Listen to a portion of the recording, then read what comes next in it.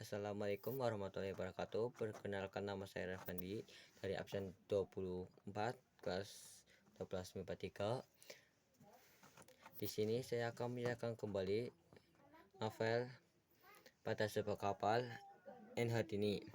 Novel ini menceritakan rumah tangga yang tidak harmonis. Memang sang suami tidak benar-benar mencintai sang istri, namun ia berupaya mempertahankan rumah tangga mereka meski ia selalu dituntut cerai.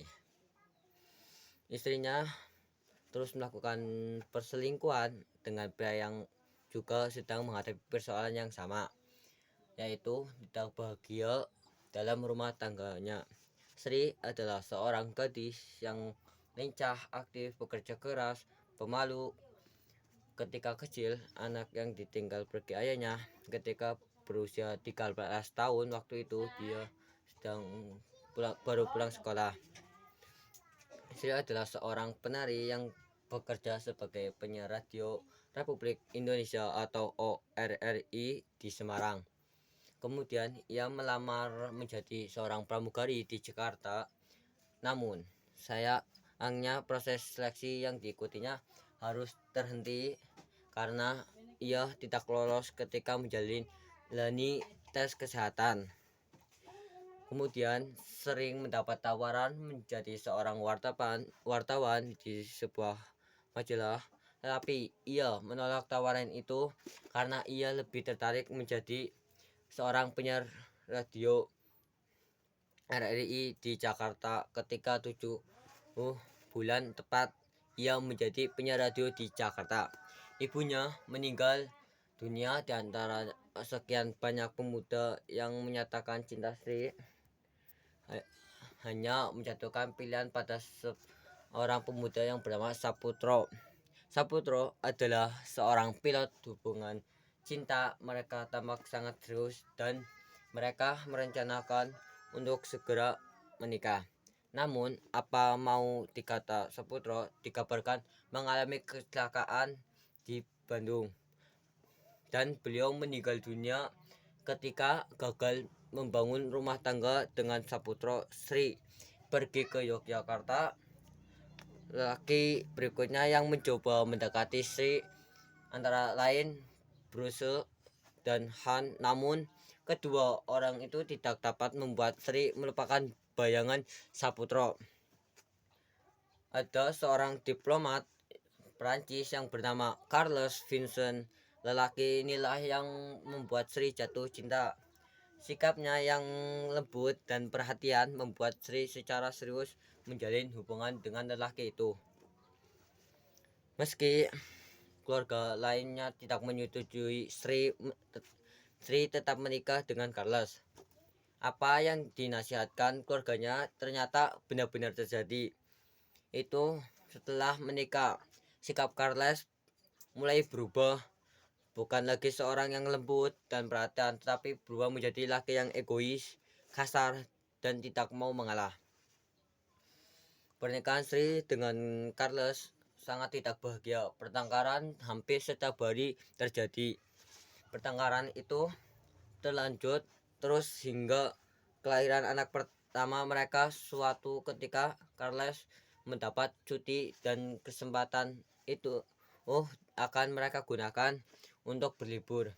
Tetapi anehnya mereka tidak menggunakan transportasi yang sama. Carles dan anaknya menggunakan pesawat, sedangkan Sri melakukan perjalanan dengan kapal laut. Dengan disitulah hubungan terlarang antara Sri dan nakoda kapal yang bernama Michelle ternyata terjadi. Mereka memiliki keadaan rumah tangga yang sama. Sri benar-benar mencintai Michelle, tetap menjalin hubungan secara sembunyi-sembunyi. Hubungan mereka pun berlanjut saat Carles ditugaskan ke Jepang.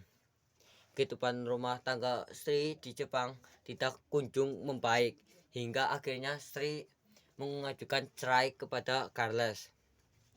Namun gugatan Sri ini tidak ditanggapi oleh suaminya. Akibatnya perselingkuhan Sri dengan Michelle atau nakoda kapal laut semakin menjadi-jadi. Bahkan Michelle memohon kepada atasannya untuk dipindahkan tugasnya ke Jepang agar ia bisa selalu dekat dengan Sri selesai bertugas di Jepang.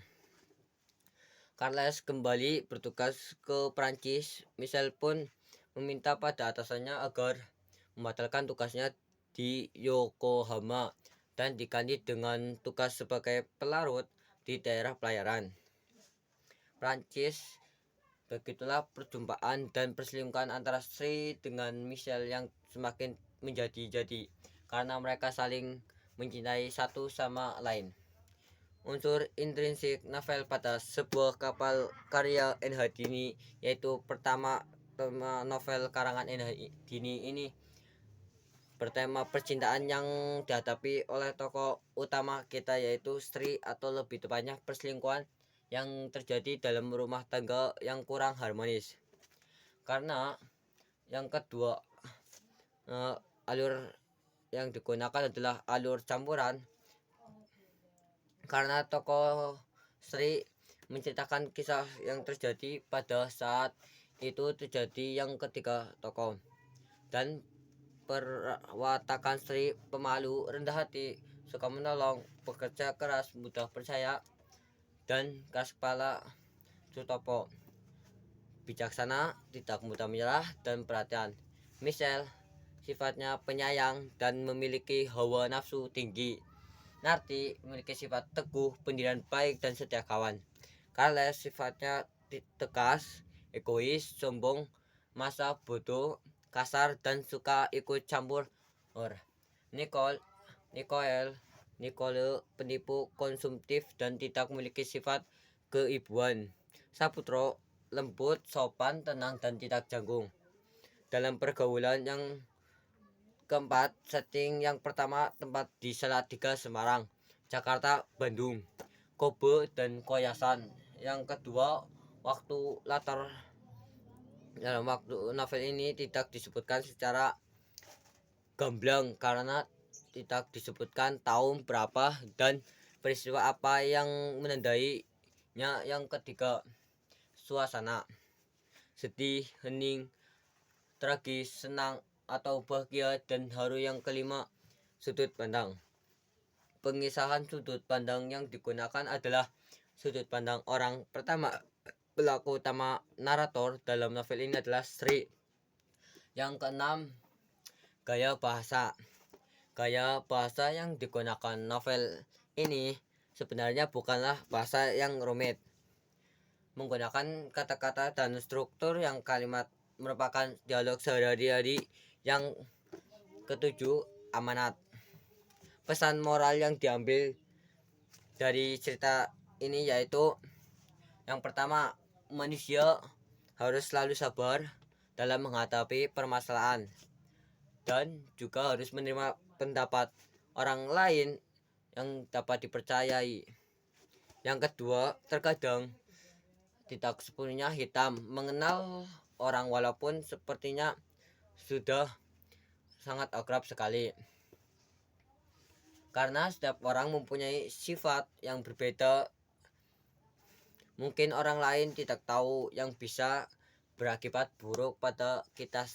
Sekian yang bisa saya sampaikan. Assalamualaikum warahmatullahi wabarakatuh. Mohon maaf jika ada kurang.